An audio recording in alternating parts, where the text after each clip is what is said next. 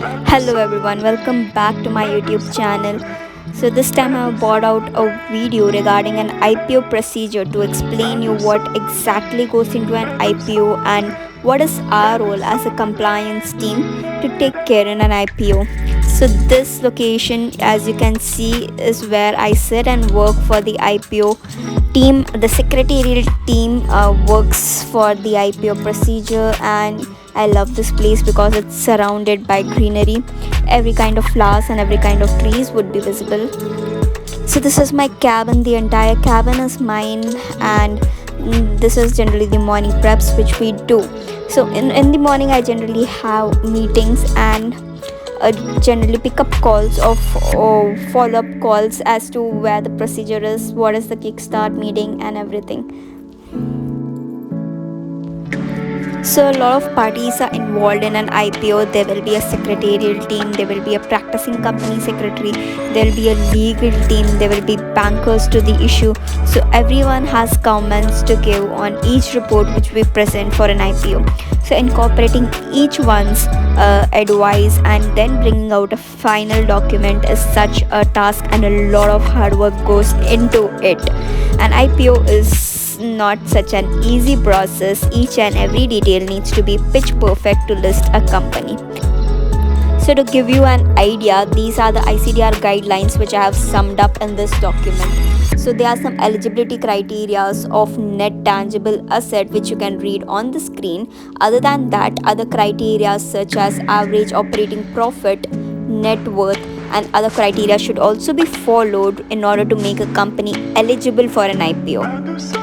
You can pause it and read it if you are interested.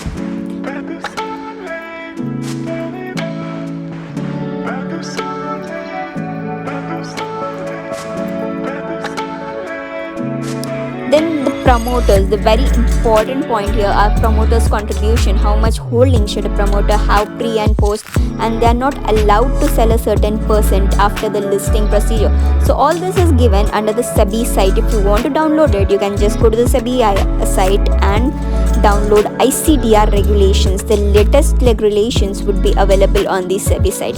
Just download it and go through it. Having knowledge of ICDR is very important for all the companies who are coming out of an IPO. So these are the SEBI guidelines which I am showing you. SEBI keeps amending it, so make sure that you have the latest one downloaded on your system all the time. So the document which I showed was a summarized one. This is the in detail document.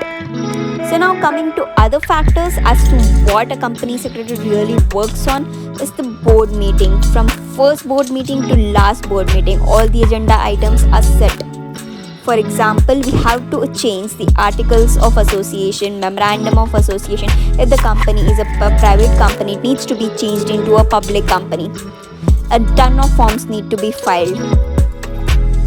Then as it becomes a public company, the public company guidelines become applicable. So it has mandatorily to set up certain committees, appoint independent directors, appoint certain KMPs in its board. So its board needs to be regularized. Then the most interesting part of filing the red herring prospectus comes into picture. Setting up a price band and finalizing the list of allottees, setting out a cutoff date, everything follows up. These are generally in the last stage of an IPO which it goes through. So you can pause it and read all the agenda items which will be taken up in each board meeting. It can differ based on the company's needs.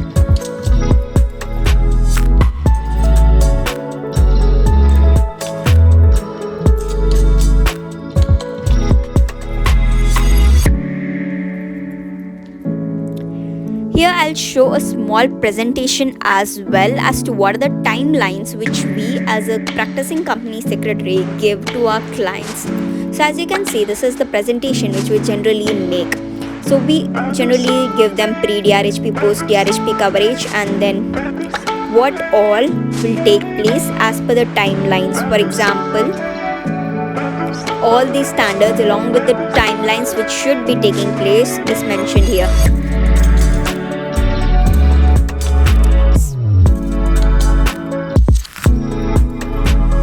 As the company is going from a private company to a public company, all the public company guidelines, and as it's going to be listed, all those guidelines also need to be followed. So all these things are mentioned in this PPT. You can just pause it and read it. Most important thing to remember is all these documents are filed with SEBI. So SEBI has to give comments on it. SEBI has the power to reject all of this and stop the IPO if it doesn't feel that the company is eligible to be listed. All these intermediaries are involved. Not only these, there are some other parties as well which are involved. So a large team is involved. Like example, merchant banker, legal counsel, practicing company secretary, statutory auditor, and all other. So these are the valuation which we give the company. We advise them as to they should increase the authorized share capital, they should do a bonus issue, they should do a rights issue, or any other form. We generally coordinate with a lot of people in the IPO procedure. So yeah, this is the basic explanation which I give you regarding the IPO procedure, and now I'm working on certain coordinations and certain forms to be filed with the ROC. So yeah, let's get into work.